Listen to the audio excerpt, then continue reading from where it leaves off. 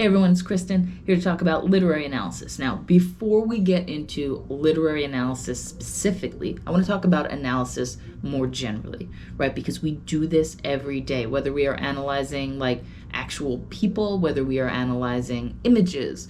I mean, gosh, a meme is visual analysis like to the 10th level. So if you look at memes, you're doing visual analysis. All right, and literary analysis to an extent, because most memes also have some sort of language attached to it.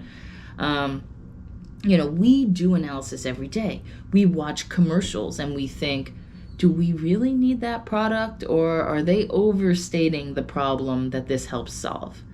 Right? The one that I think of, I can't remember the name of it, but it's like that screen that you put over gutters, and they're like, who here climbs the ladder to clean out their gutters? And there's this like older dude who's like, me, and his daughter's like, Dad, I told you that's so dangerous, right? And every time I hear that commercial, I don't even have to see it. I'm just like, I see what you're doing here, right? Because essentially they're establishing the danger involved, the connection between wanting your family to stay safe and, not climbing to clean out your gutters, right? All of these things, like they're using their language and their the actors they chose to help us feel emotionally connected and to feel like there's some truth to the idea that, oh, it's so dangerous to go clean out your gutters. Now, I'm not saying it's not, because I'm scared of heights. You couldn't catch me cleaning out my gutters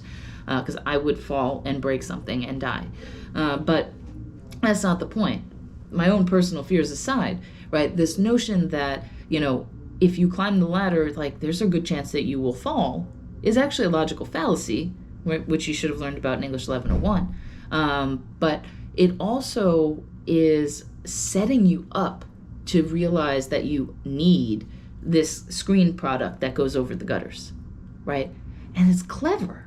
And I think of that all the time. I'm like, same thing for any sort of drug that has a commercial on TV, right? Pharmaceuticals, huge, right? There's these, like, I don't know, maybe some old people walking around and, they're like, oh, ow, achy knee, whatever. And, you're like, oh man, that guy's hurting. And they're like, here's a solution. I've got a pill for you, right? And so they use that to kind of play on our heartstrings and logically make the leap, like, okay, here's the problem, solution is us, right? And if you are able to analyze that, it's so obvious what they're trying to do. And then you kind of look at the reason they say they need you. Like, look at this problem. Is it really a problem? Sometimes, yeah. Sometimes, yeah. Is this the only solution, like they're pitching it? No, it's not.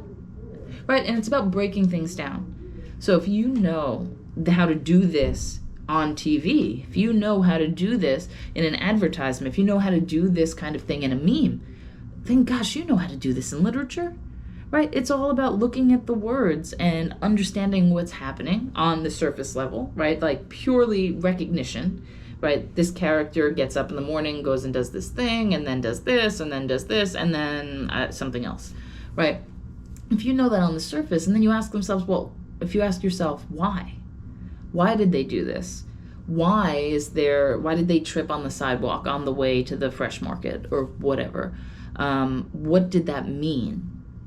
That's literary analysis, right? We do it in movies constantly, okay? So we can apply that same skill to literature. If you've ever figured out the end of a suspenseful movie before you watched it, then you're good at this. You just practice doing it with literature. All right, so that's the big thing. Now, I had a classmate in the 11th grade. To be fair, she was a little combative, let's say, with our teacher. Very smart, super smart. And she challenged the teacher. She said, well, you know what? I know in this book there's this tree that's got no leaves on it, and it looks dead. It's wintertime, right? In the setting of the story, it's wintertime. But like, how do we know that tree means something? You're going on and on about this tree being a symbol for death and rebirth, right? Because the trees grow the leaves back later on. So it's this opportunity for rebirth.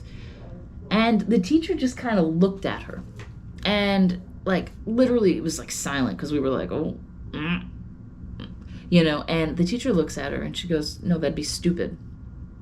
And we were like, oh, it's going down. But even though the delivery was poor, her explanation made a lot of sense. She said, why would a writer take the time to describe something if it weren't important? And man, my classmate, she doubled down. She was like, well, what if it's just like a tree outside his window? He looks up from typing and sees this dead-looking tree.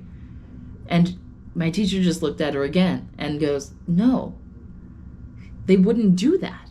Why would they waste the idea of whatever's going on in the story around them with something that didn't mean anything, something that doesn't advance the story, right? And that kind of exchange that they had, that sticks with me. I mean, it's been more years than I like to think about. I'd say probably like 18 years since then.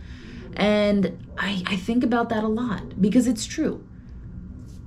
We in the real world don't do something to expel extra energy if it's not relevant and it doesn't mean something, right? So why would a writer do that? Why would they expel the mental energy of putting something, committing something to a page that wasn't helping share the story? And so if you ask yourself, okay, why is this tree here, right? You say, okay, well, because it's outside the window, it's relevant to a character. Okay, good. We've just established the kind of why. What does it mean, right? And that might mean that there is a reminder of death, like a recurring reminder. Maybe someone in the character's life died and they are thinking about them often, right? So even in an example where we have no information, we can still analyze it. And so when we put that in the context of a novel or a short story or a poem or play, right, we can analyze it because we have so much information. It's all about asking the right questions. Why is it there? What is it doing? Who is interacting with it? What is its effect on that person, right, that character? All right, these are the types of things that we need to ask in order to analyze. And if you can answer those questions and show with evidence that you're reading, well then gosh, you've just nailed this literary analysis thing. All right, and I mean that. So that is the whole core of literary analysis. Asking questions, finding the answer between the lines, and then supporting it with the very clear information that's present in whatever text you're reading. All right, so hopefully that helps you with analysis, kind of seeing how literary analysis is a subset of a bigger kind of analysis that we constantly are engaging in. And hopefully that makes it feel a little bit more relevant.